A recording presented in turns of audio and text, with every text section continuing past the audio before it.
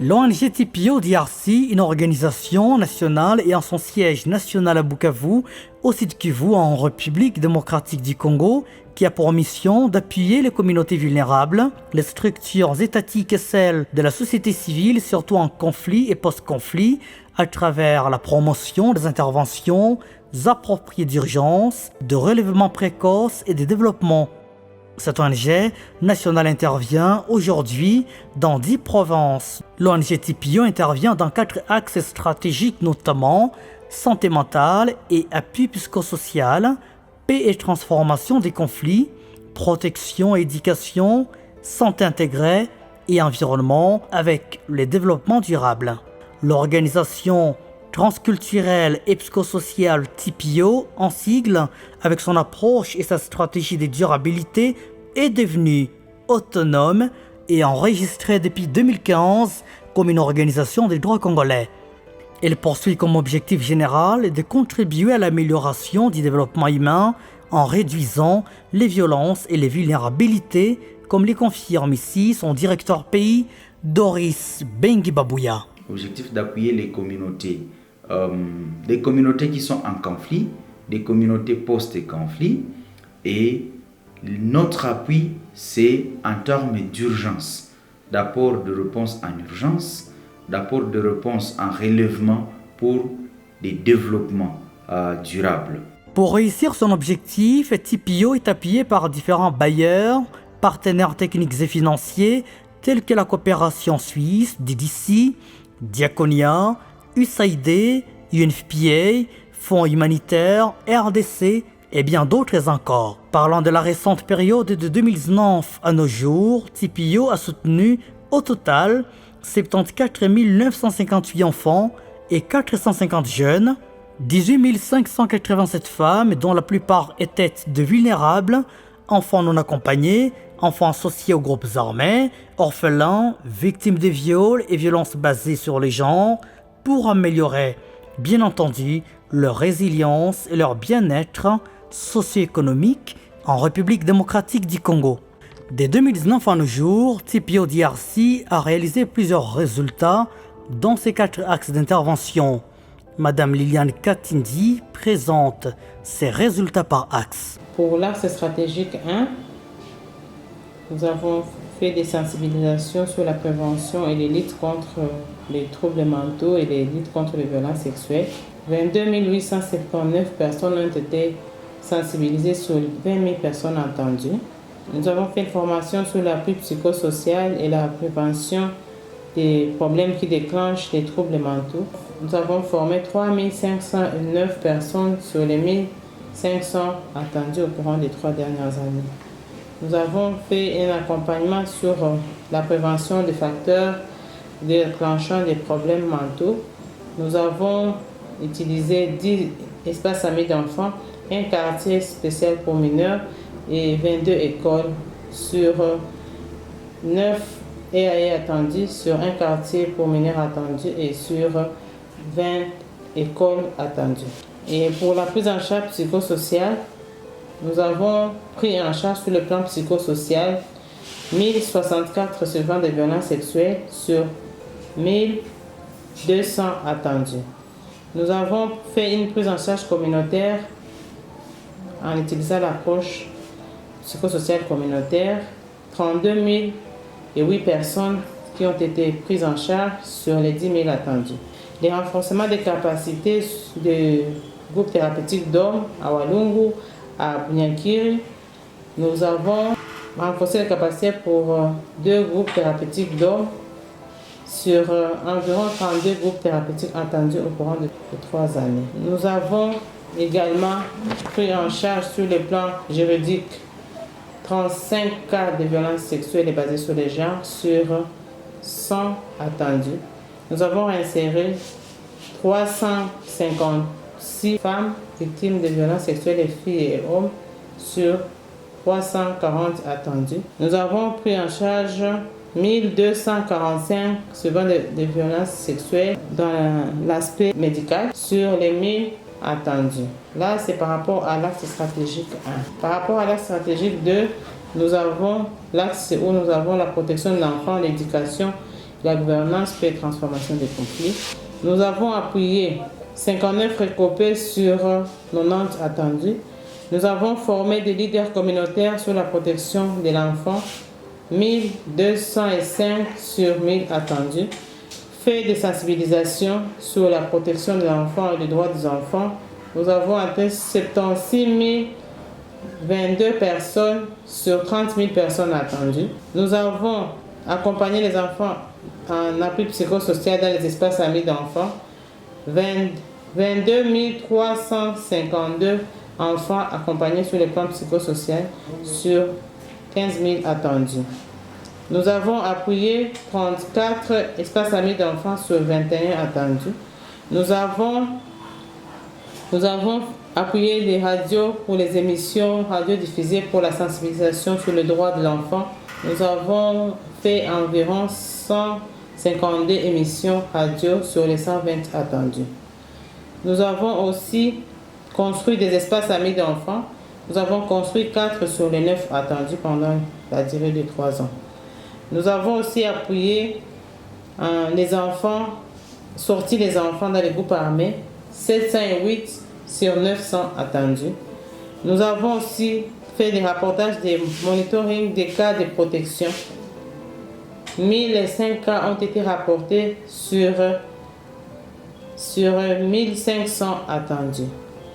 Nous avons également réinséré des enfants. 1090 enfants ont été réinsérés sur les 900 qui ont été attendus. Là, c'est pour la partie protection de l'enfant. Il y a aussi pour la partie éducation où nous avons fait l'appui en kit pour les enseignants. 842 enseignants ont reçu des kits sur les 540 attendus. Nous avons équipé les écoles en chaises, pupitres et tableaux noirs, chaises, pupitres et tables pour enseignants. 78 écoles ont été appuyées sur les 90 attendus. Nous avons aussi appuyé les bureaux de l'EPST, 3 sur 0 attendus. Nous avons fait la réinsertion scolaire des enfants hors système scolaire, 8772 sur 7500 attendus. Nous avons construit des salles de classe, 103 salles de classe construites sur les 180 attendus. Nous avons appuyé des enfants en cours de récupération, 4291 enfants sur 10 000 attendus. Nous avons aussi construit des portes latrines. 105 portes latrines ont été construites sur les 300 attendus. Nous avons aussi appuyé un ménage de déplacés en kit NFI. 10 735 kits ont été distribués sur 0 attendu. Nous avons aussi formé des familles d'accueil, 233 sur 400 familles d'accueil transitoire attendues. Nous avons appuyé 41 OBC sur 30 attendus. Pour les volets paix et transformation des conflits, nous avons mis en place 190 structures communautaires sur 200 structures communautaires attendues. Nous avons appuyé ces structures communautaires en matériel, 190 structures communautaires appuyées sur les 200 attendus. Nous avons fait des sensibilisations sur la paix et la transformation des conflits. Nous avons fait 111 sensibilisations sur 100 attendus. Nous avons aussi fait un accompagnement psychosocial des victimes de conflits. 90 personnes ont été accompagnées sur le plan psychosocial sur les 200 attendus. Par rapport à l'enregistrement des enfants à l'état civil, nous avons enregistré par procuration 754 enfants sur 800 attendus. Nous avons également sensibilisé 12 270 personnes sur les 5 000 attendus. Pour l'axe stratégique 3, nous avons appuyé en culture maraîchère 2862 ménages sur les 8 000 ménages attendus. Nous avons formé des membres des groupes de soutien environ 16 347 personnes ont été formées sur 1000 personnes attendues. Nous avons aussi formé des réseaux sur l'Ange, la PECIMA ainsi que la NAC. Nous avons formé 681 personnes sur les 800 attendus. Nous avons aussi appuyé les CAC. 475 CAC ont été appuyés sur 100 CAC prévus. Nous avons aussi formé les prestataires de soins, IT, ITA. 134 personnes ont été formées sur 156 attendus. Nous avons pris en charge des enfants ayant la malnutrition aiguë sévère. 2948 enfants ont été pris en charge sur les 3600 attendus. Nous avons aussi distribué des intrants agricoles sur 16 880 ménages sur 18 000 ménages entendus. Nous avons aussi appuyé des formations sanitaires. 4 formations sanitaires ont été appuyées, équipées en matelas, couverture et lit, sur 15 fossats attendus. Nous avons aussi construit des structures sanitaires. Nous avons construit 2 pavillons sanitaires, une maternité, 5 sources d'eau, sur 4 pavillons attendus, sur 0 maternité attendue et sur 6 sources d'eau attendues. Nous avons appuyé 6 structures en médicaments sur 4 attendues au courant de la période. Nous avons également fait des diffusions des émissions radio pour la sensibilisation sur la malnutrition. 284 émissions radio ont été produites sur les 300 attendus. Nous avons aussi fait des séances de démonstration culinaire. 502 séances ont été faites sur les 210 attendus. Nous avons fait les regroupements des producteurs d'ananas. 54 producteurs d'ananas ont été regroupés en 5 et ont été formés sur 0 attendu. Nous avons fait aussi la création d'une initiative de production de jus d'ananas. Une initiative qui a été initiée et créée sur 0 attendu. Nous avons fait emblaver 4 hectares. Nous avons aussi sur les 30 hectares attendus. Nous avons aussi produit 850 kg d'haricots, 635 kg de soja, sur 250 kg d'haricots attendus et sur 500 kg de soja attendus. Nous avons aussi appuyé des OBC communautaires dans le projet nutrition. 38 OBC ont été appuyés sur 0 attendu. Nous avons aussi construit et réhabilité les ouvrages. 11 ouvrages ont été réhabilités sur les 10 attendus. Pour l'axe stratégique 4, nous avons fait la sensibilisation contre le réchauffement climatique. 4230 personnes ont été sensibilisées sur les 3000 attendus. Nous avons fait 8 cartographies des sites de reboisement sur 5 attendus. Nous avons fait le reboisement de 2 hectares sur les 5 hectares attendus. Nous avons sensibilisé sur la gestion des déchets 4377 personnes sur 3000 personnes attendues. Nous avons fait l'aménagement des routes de dessert agricoles. 17 km des routes agricoles ont été aménagées sur les 200 attendus. Nous avons mis en place des synergies avec une mutuelle de solidarité. Ça, c'est à Punyakiri sur 0 attendu. Nous avons appuyé des jeunes dans les AVEC et les mousseaux. 568 jeunes ont été appuyés sur 300 attendus. Nous avons aussi donné de l'emploi aux jeunes. 268 jeunes ont eu de l'emploi sur les 300 jeunes attendus. Nous avons fait la formation professionnelle de 268 jeunes sur les 300 attendus. Il y a des groupes d'initiatives communautaires qui ont été installés. 56 groupes communautaires ont été installés sur 0 prévu. Nous avons aussi fait la formation des membres des AVEC. Enfin, 160 membres d'AVEC ont été formés sur les 100 membres d'AVEC attendus. Nous avons utilisé un budget de 11 851 473 $.17. répartis comme suit. L'année 2019, nous avons utilisé 2 184 666 $.64. 2020, 2 317 940,76 $. L'année 2021, 7 348 863,77 $. Pour répondre à ces besoins urgents des enfants, jeunes et femmes, TPIO travaille avec les organisations internationales et locales, structures étatiques et organisations à base communautaire en vue de porter solution à ce nombreux besoins vitaux des enfants, jeunes et femmes.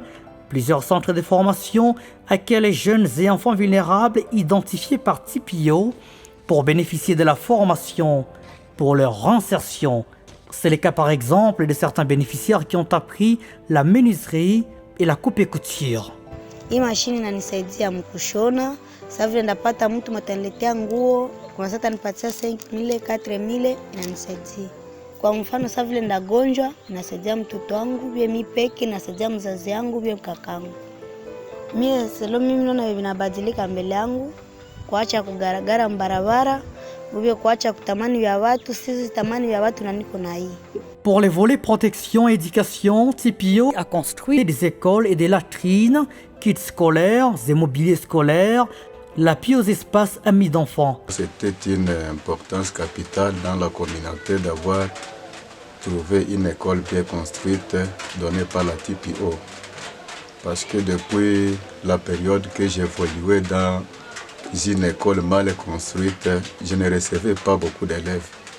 Mais pendant que la TPIO est arrivé nous construire ces bâtiments, j'ai senti qu'il y a eu vraiment un peu l'afflux des élèves dans l'école. Par ailleurs, les enfants sortis des groupes armés ont été accueillis et suivis par des familles d'accueil transitoires. Ils ont reçu la formation professionnelle après, bel et bien, leur insertion en famille. Également, dans les domaines de la santé, nutrition et sécurité alimentaire, TPIO DRC a construit des centres de santé, l'appui en semences agricoles et la dotation aux activités génératrices de revenus AGER. Dans les lots des bénéficiaires, une femme loue vivement ce geste de TPIO. Njoo hivi tulipata hizi mbegu, tunashukuru kuona zinatusaidia. Wakati nilivuna niliujisha, nikauza dende. Dende ilikuwa na mimba, pia nayo ilishazala, ikazala vitoto visaba, ingine ikazala vitoto viine.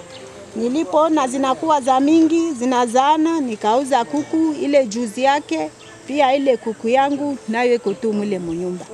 Na pia inatusaidia wakati mtoto anakula kwa ile vimboga mboga ya nyota ine, juu tuko tunapiganisha utapiamlo, wakatufundisha kuwa na chakula ya nyota ine. Watoto wetu walisha kuwa na hali ya mzuri.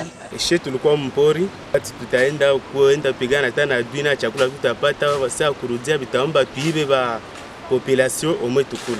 Naka vile tulikuwa naishi kutokea zamani na leo maisha yangu ishakuwa mzuri. Kutokea mimi niliingia mkazi, vitu bie nilikuwa sikwake nabyo munyumba nishakuwa sasa nabyo.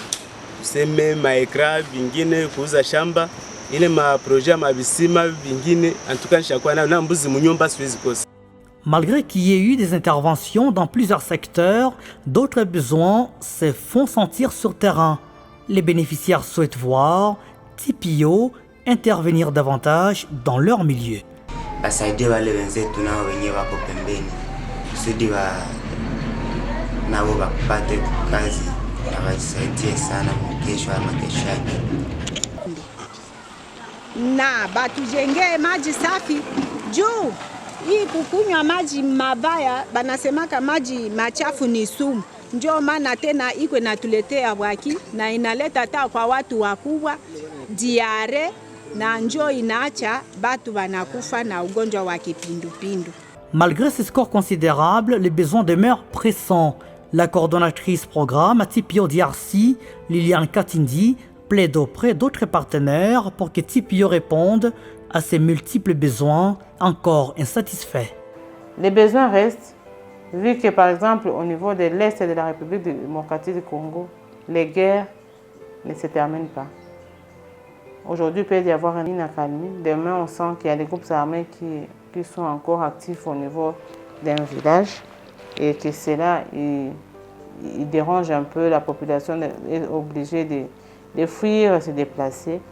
Et les besoins restent toujours. Pour l'axe stratégique 1, nous avons que les survivants des violences sexuelles continuent à être là, mais ne sont pas appuyés. Mais la prise en charge en insertion socio-économique connaît encore des gaps, parce que des fonds que la plupart des fois que nous recevons n'arrivent pas à appuyer toutes les femmes en insertion socio-économique. Nous avons aussi un problème de formation. Il y a encore des gaps dans la formation des prestataires sur l'accompagnement psychosocial, l'accompagnement médical. Pour l'éducation, les écoles ne sont pas construites. Il y a aussi des enseignants qui ne sont jamais formés. Et pour l'axe stratégique 3, nous avons noté qu'il y a encore beaucoup d'enfants qui souffrent de malnutrition et qui ne sont pas appuyés. Et des femmes enceintes allaitantes qui ont des problèmes de malnutrition. Je pense que les grands besoins restent d'accompagner, de prendre en charge ces enfants mal nourris et de prendre en charge ces femmes enceintes allaitantes qui sont mal nourries. Et aussi leur donner des cultures maraîchères pour éviter que la malnutrition ne puisse être un cercle vicieux dans leur communauté. La population peut produire autant de tonnes de manioc, autant de tonnes de maïs, autant de tonnes de soja, autant de tonnes de haricots, mais non pas de routes. On va noter que quand on reçoit des financements, souvent dans nos documents, on met plus les renforcements des capacités pour les staffs qui vont intervenir directement dans les projets. Mais les staffs d'appui, je parle de la logistique, de l'administration, on n'a pas souvent des formations qui sont prévues pour eux. Ça, on trouve que chez nous, c'est vraiment un grand gap par rapport au renforcement des organisations nationales pour leur permettre de grandir et d'être efficaces dans leur réalisation. Nous avons également aussi un autre problème de faible disponibilité de fonds pour appuyer les différents gaps qu'on retrouve. Je pense que je vous ai parlé des gaps que nous avons encore, mais je peux vous rassurer qu'on n'est pas sûr d'atteindre même un quart de ce que nous avons dit comme des fonds pour appuyer ces gaps que nous avons pu relever quand nous étions en train de vous expliquer. C'est ainsi qu'on sent que c'est vrai que les gaps sont là, mais la disponibilité de fonds reste un grand défi pour nous. Décidément, l'ONG TPO compte répondre à ces besoins. Son directeur pays, Doris Benguibabouya, invite sans embâche l'État congolais qui l'accompagne à exonérer certains de ses services allant directement à l'aide humanitaire pour bien intervenir sur terrain et répondre ainsi aux attentes des communautés. Nous devrions aussi bénéficier de l'exonération de certaines taxes, par exemple. L'importation, par exemple, des kits pour appuyer les enfants. TPO rencontre aussi les défis d'accès physique parce qu'avec l'état des routes, ce n'est pas vraiment facile dans les zones d'intervention, mais aussi parfois l'accès sécuritaire, alors qui nécessite vraiment une forte détermination pour atteindre le dernier bénéficiaire dans les coins qui est aussi en besoin. Et je ne peux clôturer pour remercier le gouvernement congolais. Parce que le gouvernement congolais ne dort pas du jour au lendemain pour chercher comment on peut avoir la stabilité. Je remercie le partenaire et le bailleur de fonds qui nous appuient jusque-là, mais aussi pour les staffs TPO qui se sacrifient à intervenir dans ces conditions lesquelles combien de fois difficiles. Et voilà, c'est leur engagement, leur détermination dans le professionnalisme fait à ce que TPO répondent valablement à ses engagements, à sa mission en RDC.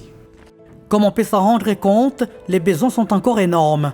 Les bénéficiaires souhaitent voir cet accompagnement se poursuivre pour l'encadrement d'autres jeunes qui sont encore en situation de grande vulnérabilité.